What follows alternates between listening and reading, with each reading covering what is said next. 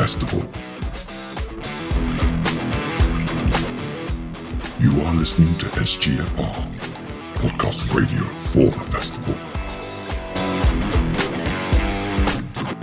Now broadcasting highlights and top picks, your tasty, tantalizing tease for this coming year.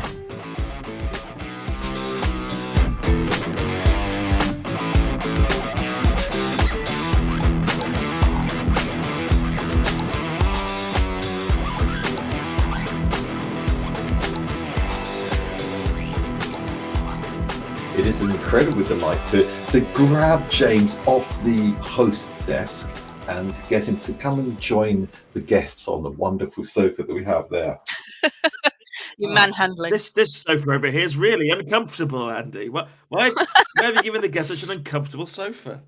Well, it's all right for you. I was the last one to arrive. I've had to sit on the arm. Oh, that's terrible. I'm so sorry. That's my favourite part of Graham Norton, where one of the guests has to sit on the arm. Because the sofa's not large enough. Don't they have a second sofa? That was in COVID. Oh, okay. So they had to emotionally distance, as I think it's called. Emotionally Are you okay, Andy? The phrase I'm groping for is big multi-table. Sorry, was this Socially distanced? I thought was what you were groping for. No. I was trying to make a funny by substituting the word social distance with emotional distance, but it was funnier in my head, I confess. Jan might understand it though. Hi, Mum. Hi, Jan. For those of you who don't know why we're saying hi to Jan really is our only listener, and we do this for her. James, big multi-table RPG. What can you tell Jan about that? Anyone else who's happened to have tuned in, you are in the right place on it. It's just this is the. We have one fan, and we really are pandering mostly to her because we adore her. We adore. We really appreciate her. Yeah. Otherwise, we wouldn't be doing this. So really, it's her fault. What's the main reason we get out of bed? So multi-table RPGs. So last year I was involved with the Adventurers League crew, and I think a lot of people who got involved with that all agreed that the most fun that we had was on the very last day. There was a huge event with lots of different groups playing on different tables, all working towards the same goal. And it felt epic because it was called the Epic, but it felt epic and it felt like everyone working together for some grand purpose. And it was ginormous fun. I kind of wanted to do something similar this year to kind of recreate that kind of feeling, but maybe on a slightly smaller scale and not necessarily with D&D, mostly because I think a lot of the people who came to the Epic had been doing other D&D bits all weekend. I didn't want people to feel like if they hadn't done a previous thing that maybe they'd be missing out on the plot or anything like that. So it'll be a self-contained event that I wanted to do, and I wanted it to be like 5 or 6 tables so that lots of people could take part, and to make sure that what's happening on one table will affect what is happening to another team on another table. And so I've been researching and looking for different games and things to run. And yeah, there were some really interesting ones that I wish I could have tracked down, but apparently they've gone out of print. But there was a very interesting Call of Cthulhu game that I was desperately trying to find, where you were at the Great Gatsby's party, and everyone is on like 5 or 6 tables are all playing the same party, but then after a set amount of time, one member of each table gets blindfolded and taken away to a secret area, are given a mysterious, strange bit of information, and then they return to a different table and time resets and they start playing the party again, but one member of their team is a different version of the same character. Ooh, wow. Yeah, and then this keeps on happening, and so it sounded really fun because like part of it was working out that each of the tables are in a different like timeline essentially, or of different version of reality, and each has a different item that they had to get like all together, and so they have to try and like game the system of like going, cool, well, you're going to be taken next, so you have the item and you give it to this guy, and let's try and get all the items into the one reality so we can fix it. But that went out of print a long time ago, and I couldn't find a PDF, so we're not doing that. Oh, it's a Um, teaser. It's just a little tease, Instead, I am going to be running a game called Assault on Singularity Base, which is based in the Cypher system, which is a super simple, very easy game to pick up. Assault on Singularity Base is basically it's Star Wars with the serial numbers filed down. All of the players will be on 6 different teams, each with a different mission to take down the Empress in her Singularity Base, which is like their super weapon type thing. Each of the teams will have a different objective to try and accomplish, such as rescuing rebel prisoners before they, blow up the base, or creating a diversion to draw away the guards, or disabling the primary power grid, that sort of thing. And depending on how they do, certain things that they will do will have an effect on other players. So, for example, the team who are creating a diversion to draw away the facility's guards, if they're successful, then everyone else's missions will have half as many guards attacking them. If the team in the prison set off an alarm, then suddenly the number of guards doubles for everyone else, and there's an alarm going off as they suddenly their stealth mission's ruined. So I think it's going to be a lot of fun. I've got 6 other GMs who are going to be helping out, who are all amazing. Sounds great. And so there's going to be space for about 30 to 36 players to come and play with us on Sunday evening at the main festival. It does sound amazing. I'm wondering, because when I compare it to mini mega games, and we had Darrow in talking about that fairly recently, there's an element that often occurs in there where you have a team who do the kind of newsreel, who kind of feed information back and help communication and understanding across the whole room. Will you be doing something of that sort? So in this one, there's not necessarily a news role, like, because it's not technically a mega game.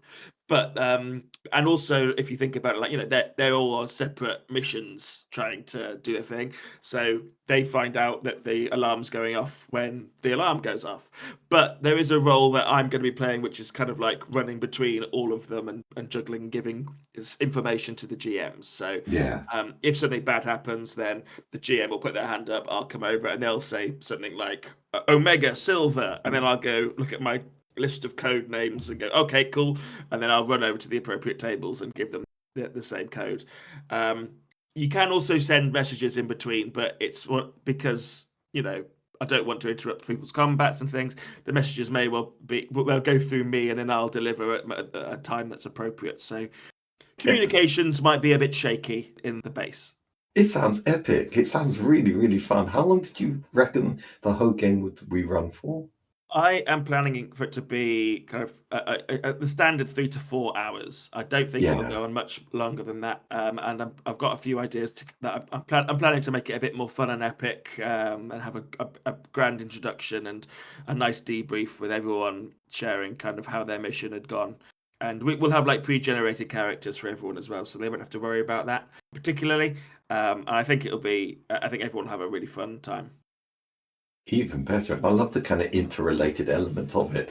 What are the challenges you anticipate with your 6 amazing fellow DMs? I think the biggest challenge is going to, as with any of these sorts of games, is going to be timing. Yeah.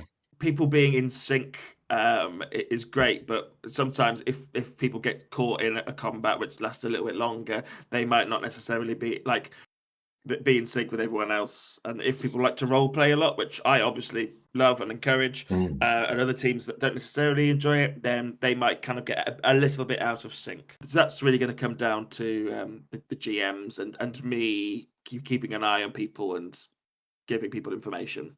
Yeah, I was thinking about the logistics around that. And yes, so is there a technique you're going to use? Are you going to have kind of sync points that you're going to try and get people to hit?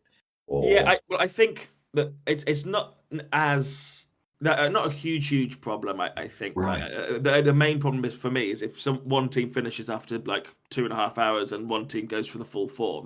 That's not kind of great fun. So I'm gonna be having like little extra bits that I can add on to the end for the GMs. So if they like, yeah, we've done our mission, all good, then suddenly their team's gonna have a really hard time trying to escape.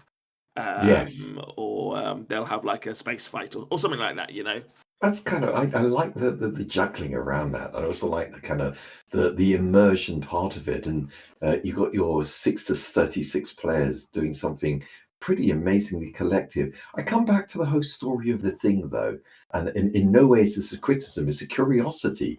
Is there a way for those people who put their head down for their one thread of the story to see the big picture at the end? I absolutely would love to. Yeah, that's 100% what I want to do at the end. Like, I'd like to do like a final recap of what everyone has done and tell them. And yes, you've successfully done the base, or you have done the base, but these people died along the way, and do it in kind of in character in a style so that we the rebels who have survived can praise gloriously those who have died for our cause. And then afterwards, I want people to hang out and do a little recap of what happened to each of the teams, so that everyone knows. I think that'd be really fun. That's part of the fun of any kind of big game, is everyone chatting and going, "Wait, so that was why the alarm was going off for half of our game." Yes. James, will there be any hidden saboteurs or traitors in this? I don't want to say. You can neither confirm nor deny that. 100%, yeah. It'd be a very different game if people were aware of that. I mean, to think about the paranoia, as opposed to the co-op element of it. No, 100%. Well, I played the Den of Wolves mega game back in October, and we knew from the start there would be traitors or saboteurs in there somewhere. We just didn't know who they were, so we were largely working to sort of common goals and things, but we kind of knew some people lurking amongst us would be the enemy, and as it turned out, I was one of the enemies. So I then had to sort of work out, find a way of communicating with the other traitors who didn't know who I was and I didn't know who they were, and try and find a way to identify each other and then work together to sabotage things, which we did pull off actually to a large extent. But yeah, it was a lot of fun doing it that way, and it was no worse, I think, for the people, for the other people, that they had to keep their eyes and ears open to see if they could detect any of us. That raises an excellent perspective. Was one of the things I really like about a good mini mega game or mega game is how you can go off script. How well the controllers in a game that's seeking to promote creativity will enable people to look for how can we do what you want, even though it's ridiculous and even though it breaks, it sort of moves away from the core narrative. Now, within D&D, within role-playing games, there is that role-playing element. If someone accidentally thinks they're a madman, for example, and role-play that, James, how much leeway can you give? I think I with an RPG in general, I always say to the players up front, remember, we have fun, but we are collectively trying to tell a story. The theme of this story, it's like sci-fi rebellion, and so that these stories generally end with the good guys winning at a cost, of course. And so everyone working together to tell that story, I think makes everyone have a good time. If there's one person who goes, I'm going to tell my own story where I am the most important person and I'm going to ruin it for everyone else, then it becomes less fun, is my personal opinion. I'm sure there are a lot of GMs out there who would say the exact opposite and love the chaos element of it. I know that if I was like going, cool, 35 people here are working to destroy this base, and this one person has gone off grid and is being a chaotic person. Oh, hang on. Oh, thank you. I'm sorry. Bless you. Bless you. Excuse me. Gesundheit. I'm allergic to Andy's questions. Now, you see, now I have to leave that in. I was thinking I was going to edit that out and make you sound healthy. No, But Thank you. But like, I think what one person kind of going off grid can annoy a lot of people, and just and I the way I was in like a mega game RPG. If I'm secretly the bad guy, I know that it is depending on the theme, it's my job to lose, but to make sure everyone has fun doing that. Yes. Yeah, exactly. I did a superhero mega game Hmm. a few months ago, and I was secretly a villain for the entire thing. And at the end, I came out, and everyone realized that all the deals they've been making with me were about to backfire massively on them. And I was the bad guy in like 10 people's story, and there was a big epic fight, and I knew that I had to lose because that's the story I'm telling. Yeah. But at the end, everyone was like, "That was so much fun! Like kicking your butt at the end, that was amazing." And rewarding. So like I'm so happy to have like a traitor thing mechanic within this game, as long as that person knows you will lose at the end. You know, the key is I want everyone to have fun, not just one person to have fun. Yeah. Well, I look forward to that. That actually sounds like a brilliant use of a brilliant expansion of the kind of RPG D&D type structure. You know me, Andy. I'll be the first person to be like, D&D is not the best role playing game. Yeah. That particular experience I thought was magical. I think several listeners just went, "Ooh." Yeah. No, it's good. Hey, you can come at me, bro. I've debated it many times, but like D&D is also, you know, one of the very first things I've ever played, and I played it for many years. Yeah. But you know, despite in my eyes its many flaws, this Adventurers League epic that we did was brilliant, and so many people had such a good time. And yeah, I just wanted to kind of recreate that. Like, really, obviously, it's going to be a very different theme with the sci-fi stuff, but I think it'll be really fun. It sounds it. What's come to mind is a different type of game, which I heard about, but I've never played, which did that sort of RPG thing. And it ran it over a period of time in a similar sort of convention. But the key thing that was different is you kept the same character from scenario to scenario. And for some reason or other, they magicked you into a different situation and into a different system, but you had the same character, which meant that there was a small bunch of D&D adventurers with a wizard and a rogue and a cleric and so on, suddenly at the gates of a highly technological space station, trying to capture the big bad inside, which meant the DM, from one, was suddenly presented a bunch of players who were used to a different system and having to give an interpretation of the methods and the spell books and so on that they had. Does that tempt you at all? In a way, yes. I think that I don't know the mechanics of what you were suggesting there. That makes me have palpitations. But there was there was a game that I really wanted to get on the table, which is actually in the Cypher system, called The Strange. Yeah. And you play the kind of the same character, but you go from like various different parallel worlds, which all have different rules and settings, and you're the same person, but your body gets transformed so it within the context of the new world. So you might be an assassin with a kind of a massive like rifle, and then suddenly you're in a fantasy world, and instead of being really good with guns, you've got like a bow and arrow and a master archer, but you like still have the same memories and you're still the same person.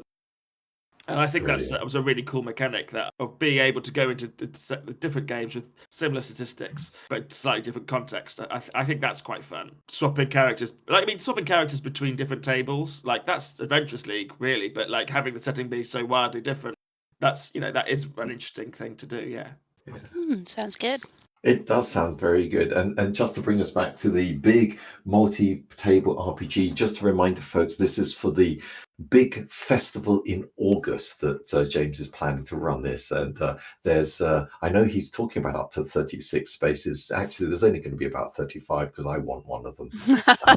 Well, Andy, that depends, because the way you get a ticket for this particular event is on our the website, that when booking is available for I assume many events that will be happening over that weekend. Make sure you jump on nice and early and So grab a spot. Those signups will go live on a Saturday before the festival at 10 o'clock. Indeed. Excellent. And Cool. Andy might not be quick enough, so there might be. I might not, though. I am quite prepared to beg. So Yeah, can I just say something? What we explained, what social deduction games are, and we explained what cooperative games are.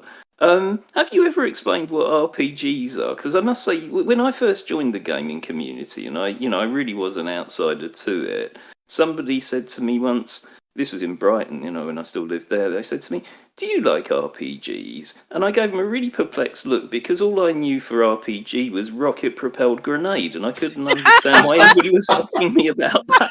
Yeah, that's what we're talking about. We're talking about gigantic weapons. No, that's a very good point, Rob, for sure. Have you played an RPG since? A role-playing game? I played a little. I played a one-shot D&D at the festival the year before last. I mean, I'd experienced D&D Dungeons and Dragons, for those who don't know, when I was about 11, and I really didn't like it. And this was the first time I'd tried it again since. And I kind of enjoyed the vibe of being around the people I was playing with, but still the game was kind of not for me. So. I don't know. My sort of mental jury is still out on it. I wouldn't say no to it. It just has never totally taken off with me. Well, Rob, I will say this to you: if at the festival this year, come and find me, and I'll show you a good time. Excellent. And if it's not for you after that, then that's fine. For those of you who don't know what a role game is, it is a game done in the theatre of the mind, where you sit around a table. The players all have one specific character that they control, and there is one person who is the games master or dungeon master, or there's a whole host of names. But one person who's like the mod, who's in charge of the world and all the people that you meet and all the enemies you fight.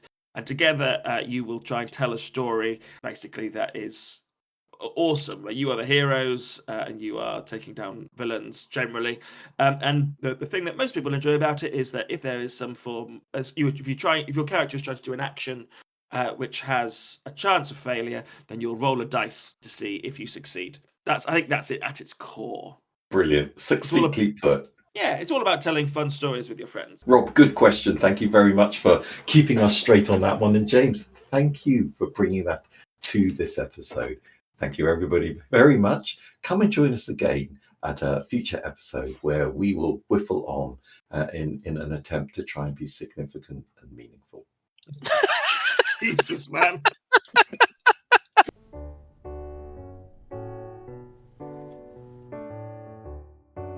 You've been listening to SGFR, the podcast radio channel for the Strange Games Festival. This season's hosts have been James, Laura, Andy, and Craig. And if you'd like to come on the show, message us on the festival radio channel on the Strange Games Festival Discord server.